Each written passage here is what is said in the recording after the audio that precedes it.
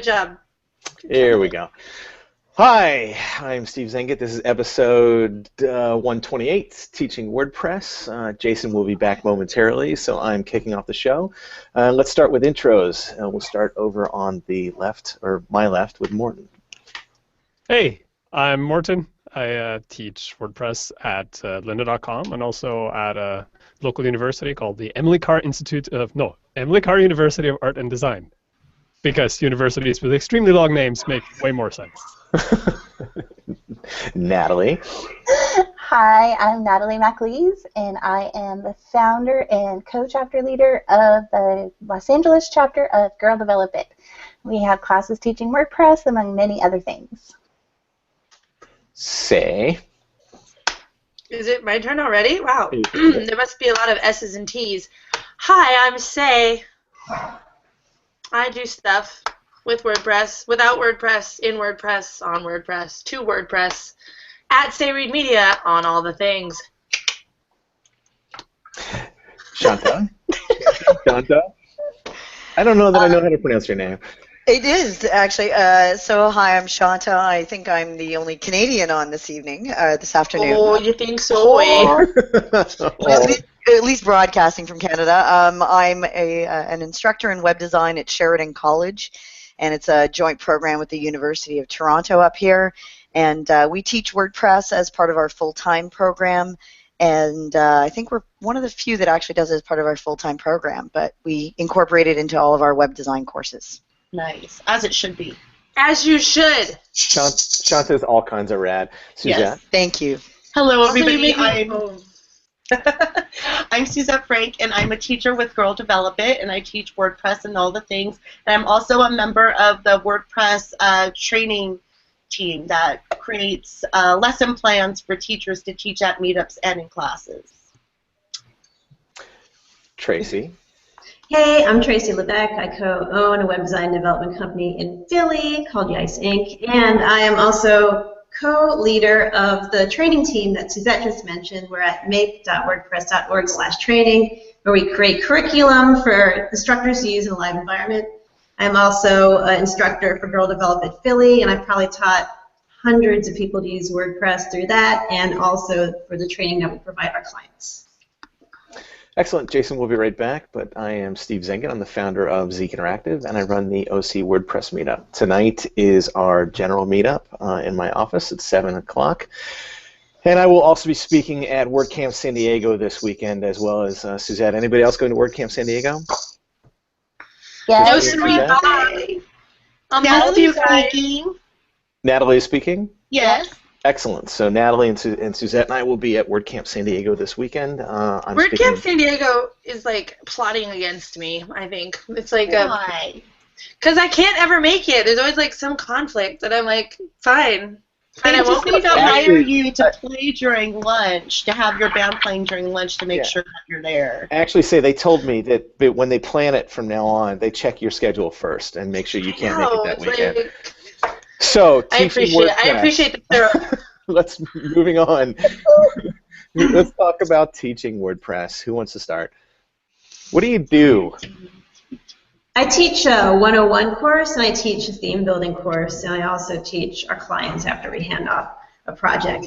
So I think 101 is my most popular class. Like I have up to 25 people, and it sells out within 24 hours. Usually. Oh, so you're actually talking about classes that people pay for, they come and they get live instruction. Yeah, through Girl Develop It, it's you pay for the classes, and I do it in a whole full day class. So you can walk in knowing nothing about WordPress, and you leave being able to install, build out a site, and manage a site, and make it look nice. Okay. Are you teaching mostly? I love doing that. When you get into WordPress, are you teaching mostly dashboard stuff? Everything. I've taught it a bunch of times. I've really tweaked it over the years.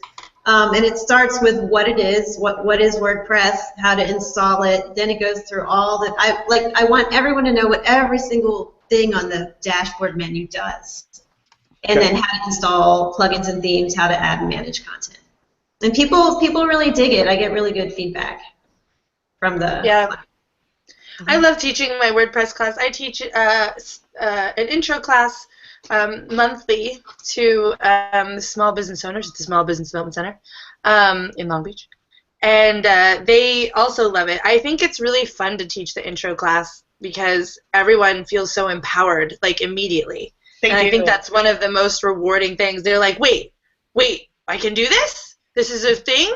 Like, I'm not a complete idiot? And it's like, no, turns out you're not. Good job. One of the challenges I find, actually, I teach a lot of WordPress. Letting people know they're not complete idiots. Go ahead, Shanta. I do a lot of WordPress 101 stuff. I did the talk at Chicago and New York last year on WordPress 101. Nice. The biggest challenge that I find when teaching 101 is that nobody actually knows what is a 101 course. Some people have talked about installations. I don't even touch installations in my WordPress 101. Now, mine is usually an hour and a half long talks, and I've done that at various venues, from everything from our local innovation centers to, I'm actually giving that very talk tomorrow night to women in information technology management at Ryerson University, my alumni. And just teaching people this is what WordPress is. So the way that I sort of gauge my WordPress 101, which is, like everybody else, extremely popular, the WordPress 101 for me is almost like a 001. This is before you even decide to install it, before you've decided to even go with WordPress. This is what it is. This is what it can do. And getting rid of a lot of those myths. You know, oh, it's still a blogging tool and all that other kind of fun stuff. So I try and get that out of the way as well. But when we teach it here at Sheridan, I don't spend a lot of time on that, but we get into things like content architecture. By the time they've hit the intermediate class, we get content architecture as well as the theming and the design. By the advanced, we're into plugins, PHP, and all kinds of stuff. So we do the full range. That's awesome. You need to be on the training team at make.wordpress.org. Yes. One of us. Well, one of us. And that's the thing, though, is that when I give it to my intermediate class, these guys are really, really technical. So I'm actually teaching to two different audiences. Some are absolute newbies, you know, small businesses who really don't want to even really do their own websites, but it sort of gives them, as you were saying earlier, it gives them that empowerment. But the other side, of course, is here at Sheridan, which is my sort of formal daytime job, and those guys are already technical. Here's learn.wordpress.com. Skip the installation part and just read everything else. Here's how you do a post, a page, a media, whatever. Go and read it. Like otherwise, if I show them that in the class, I'm wasting their time. So I let them do that on their own. Right. I think that's one of the most important things about teaching WordPress is to really sculpt what you're talking about to your audience. I think that can make or break someone's introduction to it. If you are dealing with newbies or like small business owners who, you know, can barely turn the computer on, they don't want any of that installation stuff. So, you know, getting the super basics. They really want to get their hands dirty like right away. They don't want to. A lot of times what I do with beginners is I introduce them to desktop server, and then they love me forever because it's so easy to put together a WordPress. Not to love? Yeah.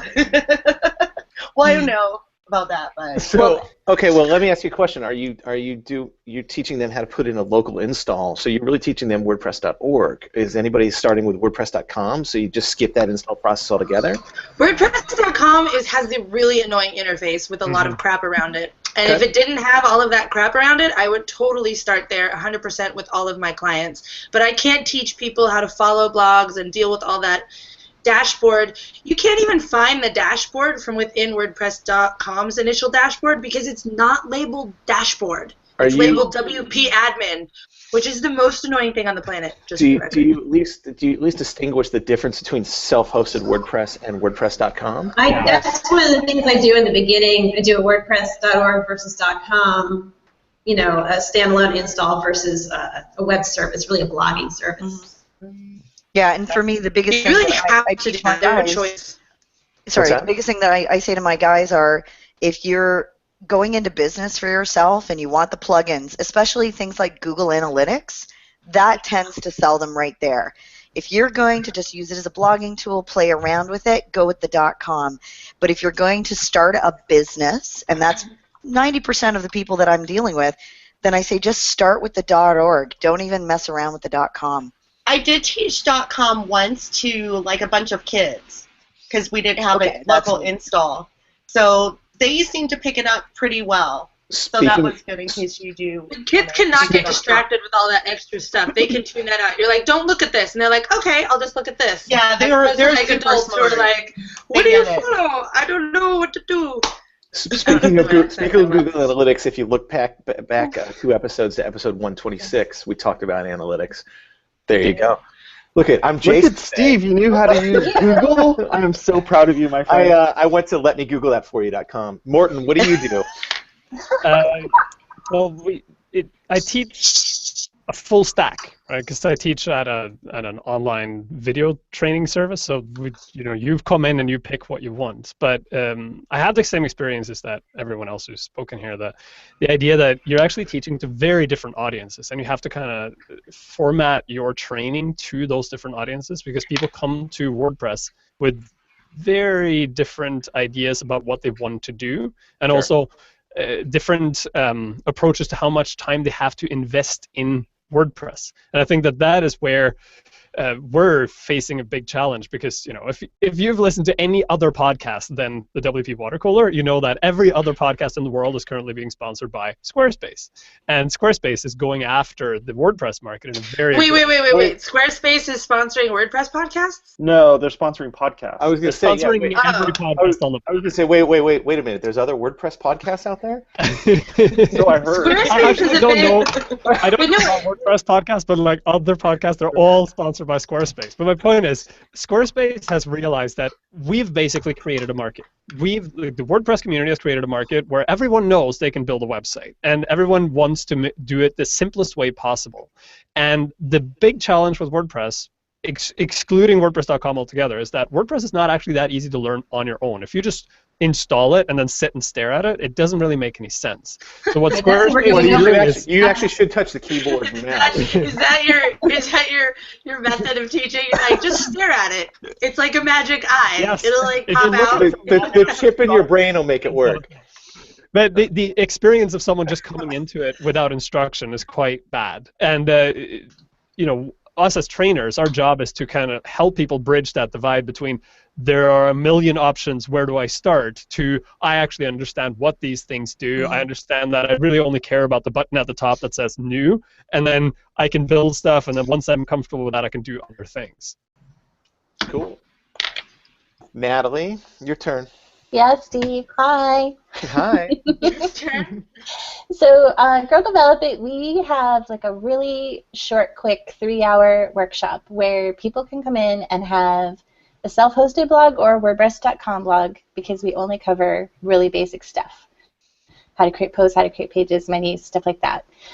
But for our 101 class, it's 8 hours total instruction. We actually are really clear, even in the class description, before people hopefully read before they sign up, that you cannot come into that class with a WordPress.com blog. I did the same thing for my class. Yeah, they have to have, they have to set up hosting and have WordPress installed, or they can download Desktop Server to have something to work on during the class. And then I like how you guys are like, Desktop Server for newbies. What? Are we on the same planet? Why is it for newbies?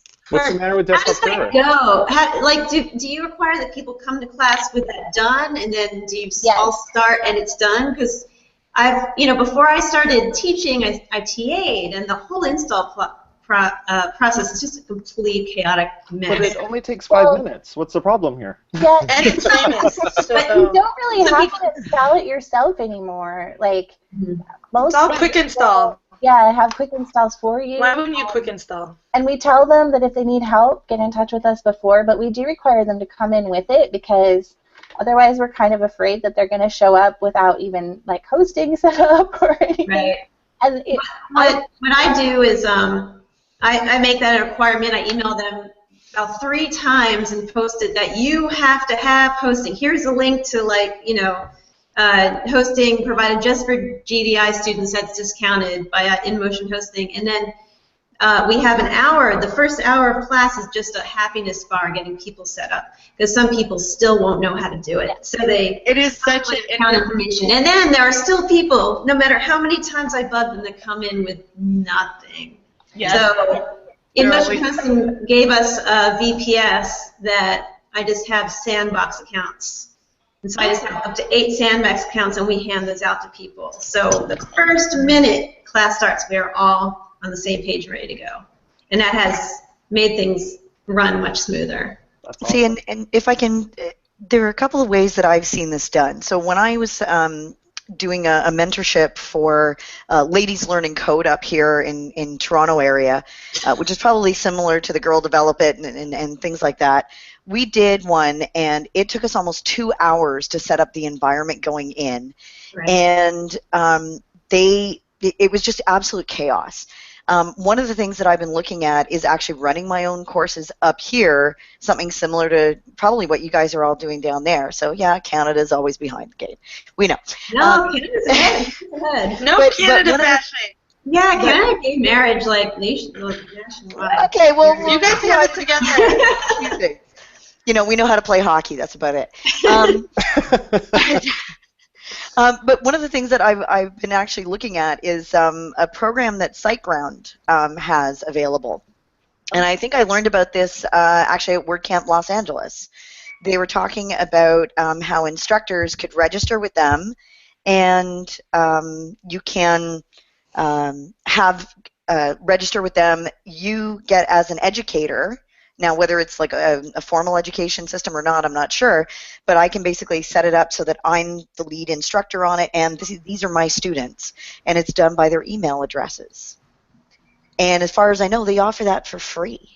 That's SiteGround. I knew SiteGround was totally awesome, but that just makes them more awesome. It does. I haven't actually tried it yet, but I've actually been in talks with them, not only for my own courses, but for my students here at Sheridan. So I've got a bit of the formal education system going, as well as sort of my own courses on the side that I'm looking at running.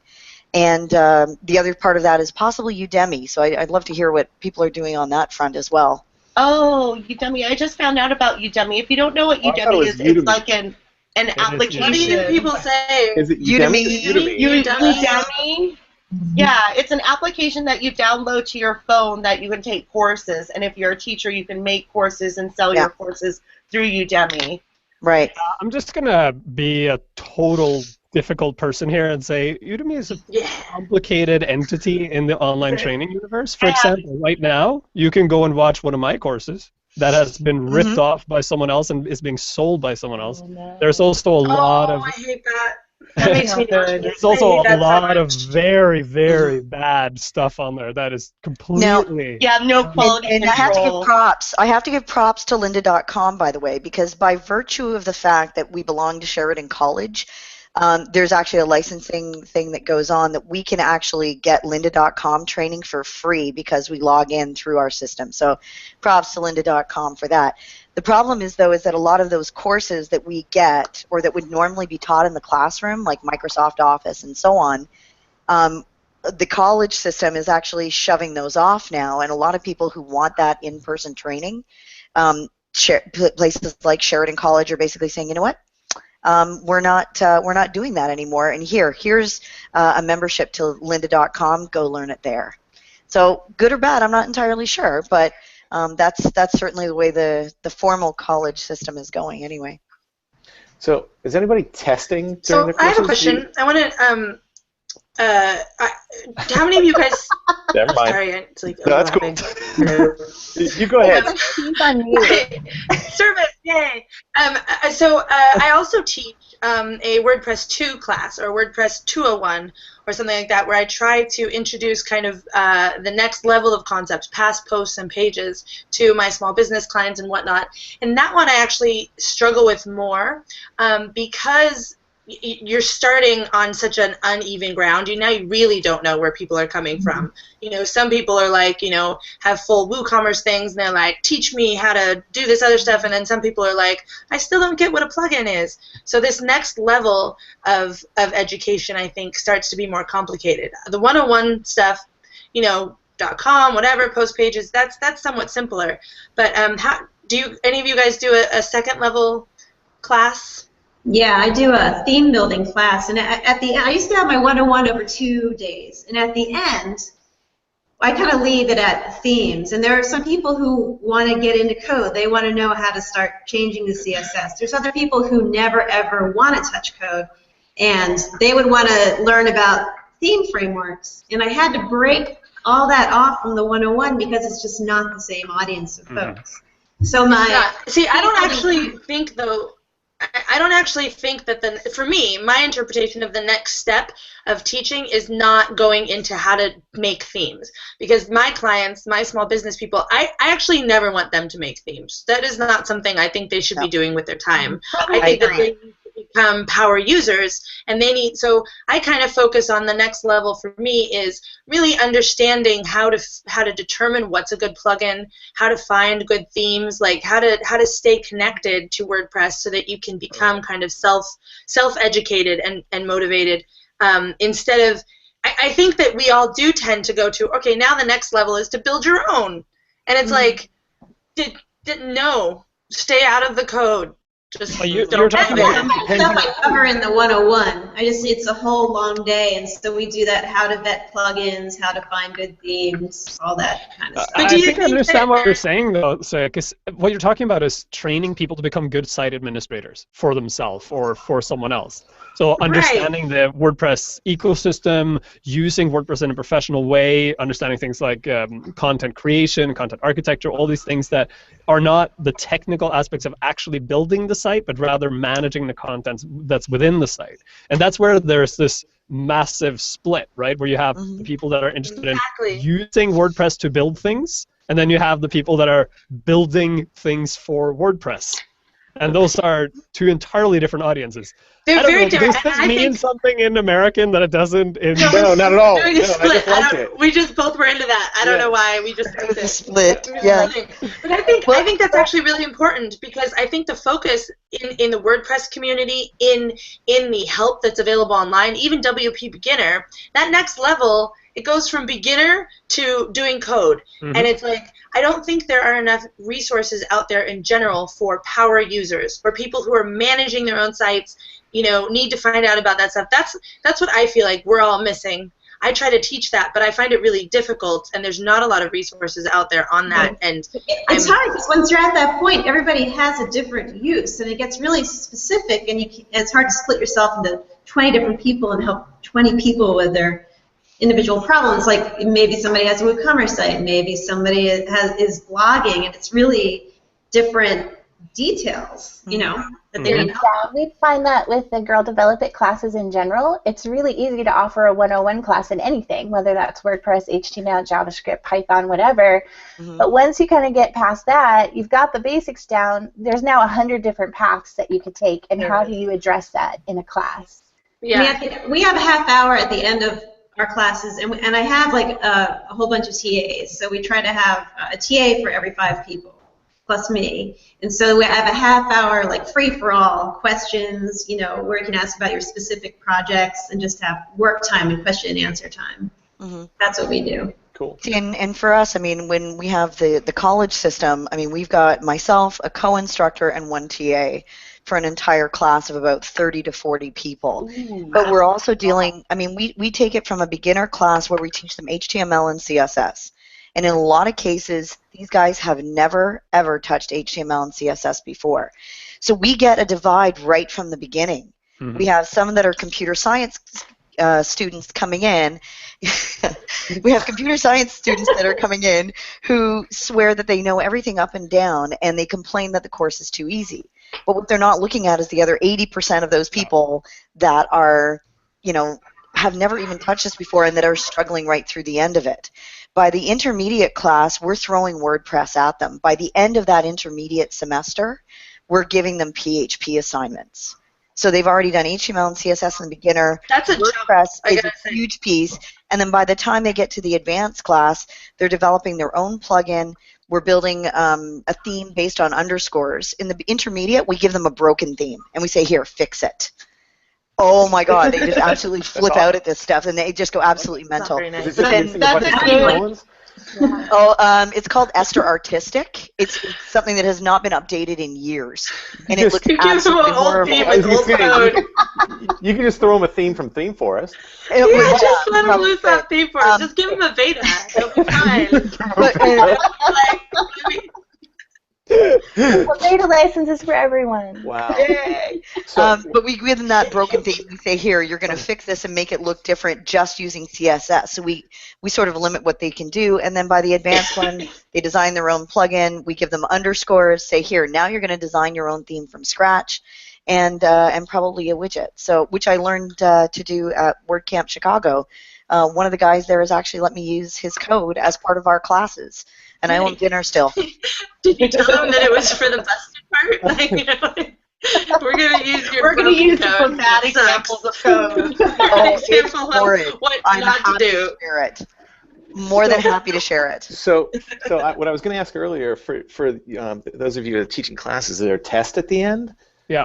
Class? No. Yeah, it's called Yeah. life. Damn. Really? Is there One of my classes has is there a Scantron form or anything? Do they still have No. those? Well, at the end of the day, it's not about a set knowledge, because there's no certificates. There's none of that. It's really about, can you use it, and are your questions answered, and now go about your life. Well, you still as want to opposed figure out to, if they understood what you were trying to teach no, I them. don't care. Well, it depends I on have games. I'll set up games. I do.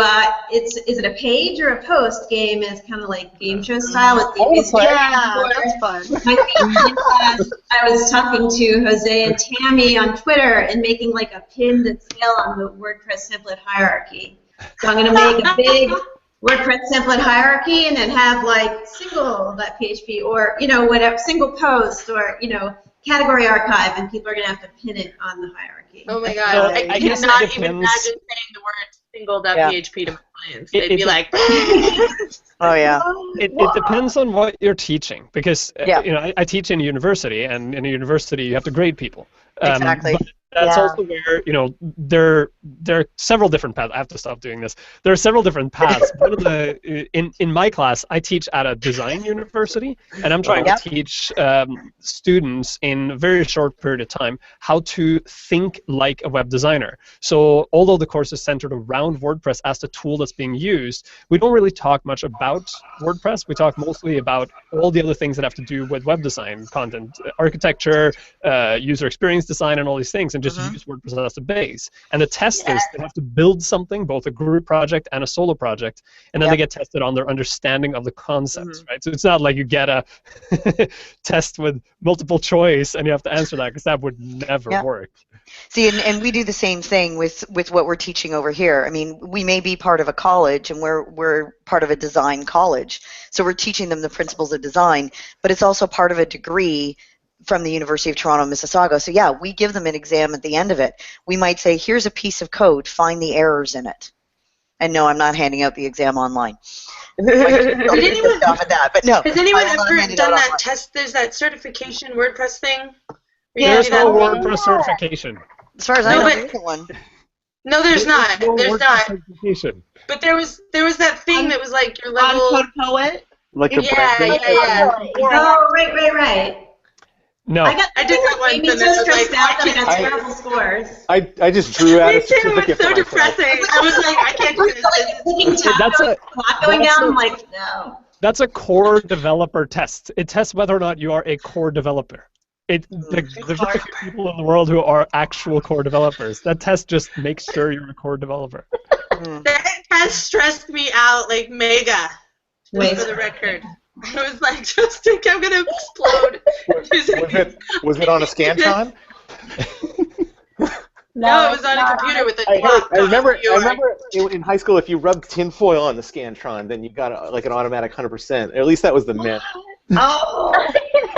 And this explains so much. We about you, we Steve. also sniffed the what was the fluid called? Mimeograph. The purple Right. mimeograph fluid. Rubber cement. I'm really old. Explains so much. I'm No, really I remember old. it. I do. Mimeograph. Yeah. Look it up. So For all you anyway, kids point watching is- WaterCooler, look up mimeograph. don't snort rubber cement in school. I know we're ending, but if you are All the working in best San Diego teachers this are weekend, women. come and say hi. for all the Steve's gonna have a watching. mimeograph and send I'm you. not going to be there. I'm going to bring a mimeograph to my talk, and we're all going to snort the purple fluid.